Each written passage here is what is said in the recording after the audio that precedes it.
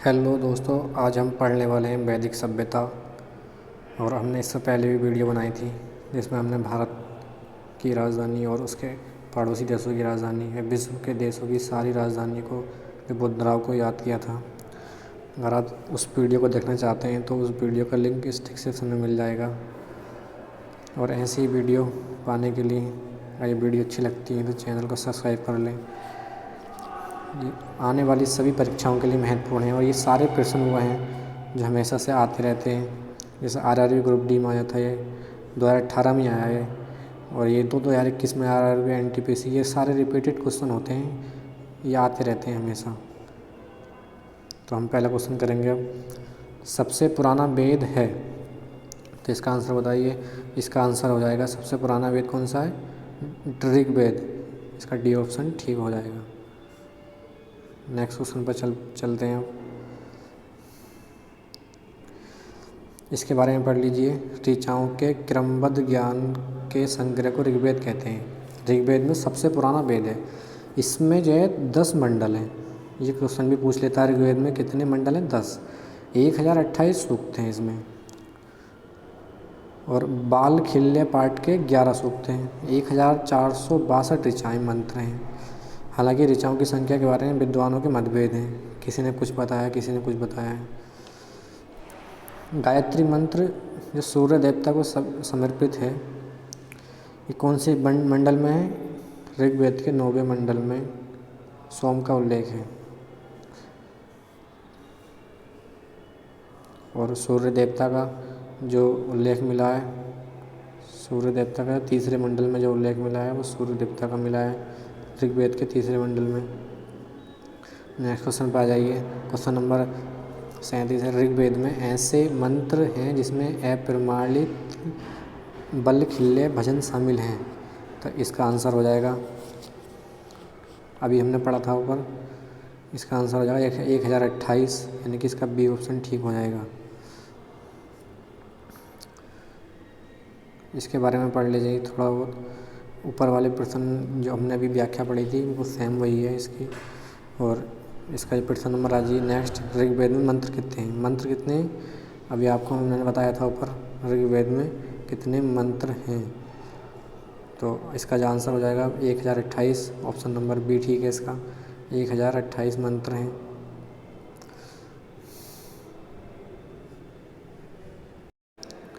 ये क्वेश्चन आ गया। ये क्वेश्चन है, वेदों का इनमें से कौन सा अंग जटिल शब्दों के अर्थ एवं व्याख्या के लिए प्रसिद्ध है? तो इसका आंसर हो जाएगा निरुक्त, ऑप्शन नंबर डी ठीक है इसका। इसका जो आंसर है निरुक्त है। ये प्रश्न भी एनटीपीसी 23 फरवरी को जो पेपर हुआ था 2021 में, शिफ्ट पहली में आया हुआ था। ये सारे प्रश्न जो है रिपीटेड हैं, ये सारे प्रश्न आते रहते हैं। इस प्रश्न के बारे में पढ़ लीजिए। वेदों के अंग को वेदांग कहा जाता है। ये प्रश्न भी पूछ लेता है, ये क्या कहा जाता है वेदों के अंग को? वेदांग। वेदांगों की संख्या कितनी है? 6। शिक्षा, व्याकरण, निरुक्त, छंद, ज्योतिष और कल्प। इनमें से वेदों का अंग निरुक्त जटिल शब्दों के अर्थ एवं व्याख्या के लिए प्रसिद्ध है। निरुक्त शब्द का जो अर्थ है जटिल शब्दों के लिए। अब हम नेक्स्ट क्वेश्चन पर आते हैं। नेक्स्ट क्वेश्चन है, भारत का राष्ट्रीय आदर्श वाक्य सत्यमेव जयते, अर्थात सत्य की हमेशा विजय होती है, किस प्राचीन भारतीय शास्त्र से उद्धत एक मंत्र है? तो ये इस प्रश्न का आंसर हो जाएगा मुंडकोपनिषद, ऑप्शन नंबर बी ठीक है इसका। ये प्रश्न तो इतना आता है, जिस भर्ती में हम लगे हुए हैं उत्तर प्रदेश पुलिस की, उसमें भी आया था ये प्रश्न नंबर। इस पाजी इसका प्रश्न है ये, धनुर्वेद यजुर्वेद का उपवेद है, इसका संबंध निम्न में से किससे है? इसका आंसर बताइए। धनुर्वेद, इसका जो आंसर हो जाएगा युद्ध कौशल से, ऑप्शन नंबर डी। ये भी एनटीपीसी में आया हुआ प्रश्न है, 2021 में आया है अभी तक। इसके बारे में पढ़ लीजिए। धनुर्वेद यजुर्वेद का एक उपवेद है। इनके अंतर्गत धनुर्विद्या या सैन्य विज्ञान आता है। धनुर्वेद वह शास्त्र है जिसमें धनुष चलाने की विद्या का निरूपण किया गया है। मधुसूदन सरस्वती ने अपने प्रस्थान भेद नामक ग्रंथ में धनुर्वेद को यजुर्वेद का उपवेद लिखा है। नेक्स्ट क्वेश्चन पाजी, निम्नलिखित में किस वेद में संगीत से संबंधित ज्ञान संग्रहित है? इसका ऑप्शन नंबर सी ठीक हो जाएगा। सामवेद, सामवेद में संगीत, संगीत का वर्णन है, यानी कि संगीत के पहले भी से आ रहा है और इसके सामवेद में पहले से आ रहा है। ये याद करने की ट्रिक है, दोनों में से आ रहा है, तो इसलिए जो है संगीत जो संबंधित है वो संग्रहित है सामवेद में। नेक्स्ट क्वेश्चन पर आ जाइए। नेक्स्ट क्वेश्चन है इसका, वेदों को इंडो आर्यन सभ्यता का सर्वप्रथम साहित्यिक अभिलेख माना जाता है। इसमें शामिल 4 वेदों के नाम ऋग्वेद, सामवेद, यजुर्वेद और डैश है, यानी कि कौन से वेद का नाम शामिल है, चौथा वेद जो है कौन सा है। तो इसका जो आंसर है वो है अथर्ववेद, ऑप्शन नंबर ए, ये ठीक हो जाएगा इसका, क्योंकि पहला ऋग्वेद हो गया, दूसरा सामवेद हो गया, तीसरा यजुर्वेद हो गया, चौथा है अथर्ववेद। ये भी शिफ्ट में आया हुआ है 2021 की। सारे महत्वपूर्ण प्रश्न हैं ये सब। मुंडकोपनिषद किससे संबंधित है? नेक्स्ट क्वेश्चन है, मुंडकोपनिषद किससे संबंधित है?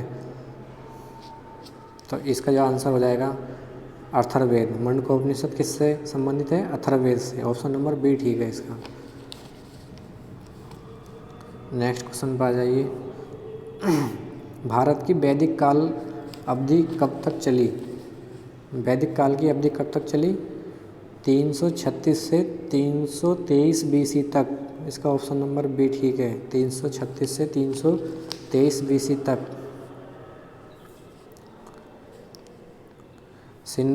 इसके बारे में पढ़ लेते हैं हम। सिंधु सभ्यता के पतन के बाद जो नवीन संस्कृति प्रकाश में आई उसके विषय में हमें संपूर्ण जानकारी वेदों से मिलती है, इसलिए इस काल को हम वैदिक काल के नाम से जानते हैं। इसका समय 1500 से 500 ईसा पूर्व तक रहा। अब जो वैदिक काल का समय अवधि रही है वो 1500 से 500 ईसा पूर्व तक रही है। नेक्स्ट क्वेश्चन देख लेते हैं। निम्नलिखित में से कौन सा वेद जादुई अनुष्ठानों और वंशीकरण के बारे में बताता है? तो option number A Atharvaveda, Samaveda, Rigveda या यजुर्वेद। तो इसका जो आंसर हो जाएगा ऑप्शन नंबर ए अथर्ववेद। इसका जो आंसर है अथर्ववेद है। जादू टोनों से इसमें जो जादू टोने पाए गए थे। यजुर्वेद में यजुर का अर्थ क्या है? जीवन, प्रकृति, सत्य, बलिदान। यजुर का जो अर्थ होता है दोस्तों ये होता है बलिदान, ऑप्शन नंबर सी। इसका ऑप्शन नंबर सी ठीक हो जाएगा। और ये भी है NTPC में आया हुआ क्वेश्चन है। निम्नलिखित में किस वेद में बीमारियों का उपचार दिया गया है? बीमारियों का उपचार किस वेद में दिया गया है? यजुर्वेद में, ऋग्वेद में, अथर्ववेद में, सामवेद में। तो इसका जो आंसर है डी अथर्ववेद। नेक्स्ट क्वेश्चन देखते हैं।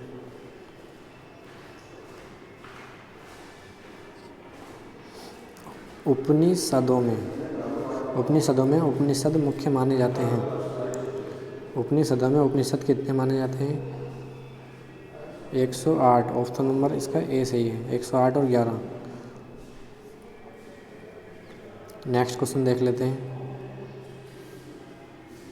इसके बारे में पढ़ लेते हैं। उपनिषदों में 108 उपनिषदों का उल्लेख मिलता है, लेकिन 11 उपनिषद ही प्रमाणित हैं। इसका जो ऊपर दे रखा है कोमा लगा के, इसका मतलब ये है 11 उपनिषद ही प्रमाणित हैं, जिनमें बृहदारण्यक उपनिषद सबसे बड़ा और मांडव्य उपनिषद सबसे छोटा है। ये याद कर लीजिए, मांडव्य उपनिषद सबसे छोटा और सबसे छोटा 12वां श्लोक, और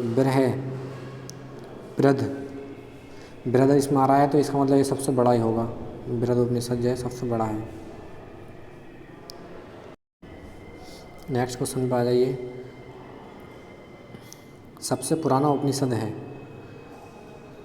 प्रश्न में कह रहा है सबसे पुराना उपनिषद है, तो इसका सबसे पुराना उपनिषद है वो ईसा उपनिषद है, मांडुक्य उपनिषद है, केना उपनिषद है या छंदोक्य उपनिषद है। तो सबसे पुराना जो उपनिषद है वह है छंदोक्य उपनिषद, ऑप्शन नंबर डी ठीक है इसका। नेक्स्ट क्वेश्चन पर जाइए। प्रारंभिक भारतीय दार्शनिक के अनुसार प्रत्येक वस्तु डैश मूल तत्वों से बनी है। कितने तत्वों से मिलकर बनी है प्रत्येक वस्तु? तो इसका जो आंसर हो जाएगा 5, ऑप्शन नंबर डी ठीक है इसका, यानी कि के अनुसार प्रत्येक वस्तु मूल तत्वों से 5 मूल तत्वों से मिलकर बनी है। ये एलपी में आया था प्रश्न। वो 5 तत्व कौन कौन से हैं? नंबर 1 है आकाश, नंबर 2 वायु, नंबर 3 अग्नि, जल तथा पृथ्वी। ये 5 महाभूत माने गए हैं जिनसे सृष्टि का प्रत्येक पदार्थ बना है।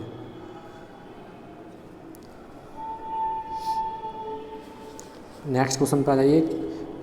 कठोपनिषद में नचिकेता नामक एक किशोर और देवता के बीच हुई बातचीत दर्ज है। निम्नलिखित में से कौन सा देवता नचिकेता से बात कर रहा है? इसका जो ऑप्शन ठीक हो जाएगा भगवान यम। भगवान यम जो हैं इनसे बात कर रहे थे। ऑप्शन नंबर इसका ए ठीक हो जाएगा।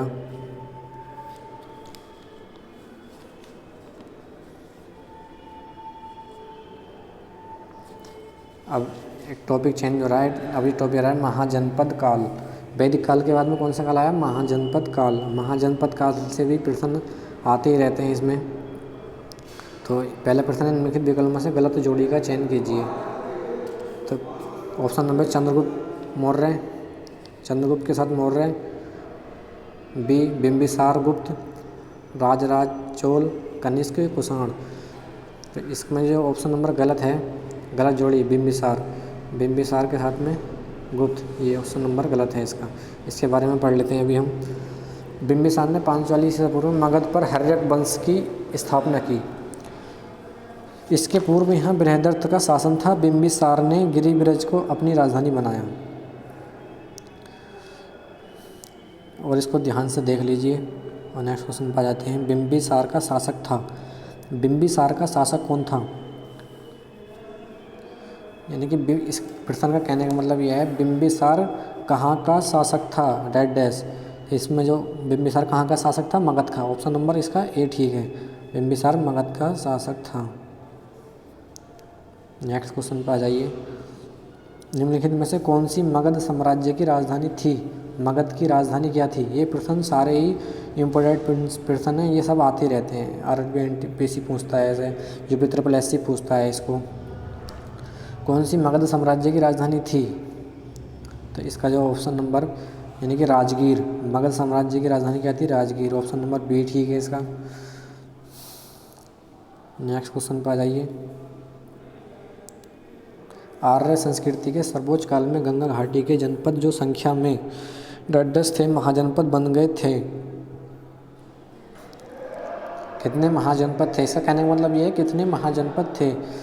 कितने महाजनपद थे? 16 महाजनपद। ऑप्शन नंबर ए ठीक है इसका। नेक्स्ट क्वेश्चन पर आ जाते हैं। प्राचीन काल में अवध काल को किस नाम से जाना जाता था? प्राचीन काल में अवध काल को किस नाम से जाना जाता था? ऑप्शन नंबर यानी कि कौशल। ऑप्शन नंबर ए ठीक है इसका। कौशल के नाम से जाना जाता था। हेलो फ्रेंड, आज हमने 2 टॉपिक क्लियर किए, महाजनपद काल और एक टॉपिक और क्लियर किया।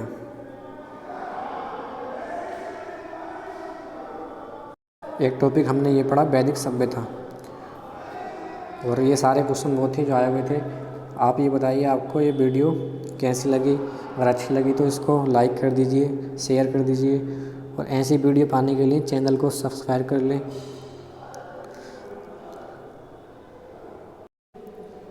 धन्यवाद।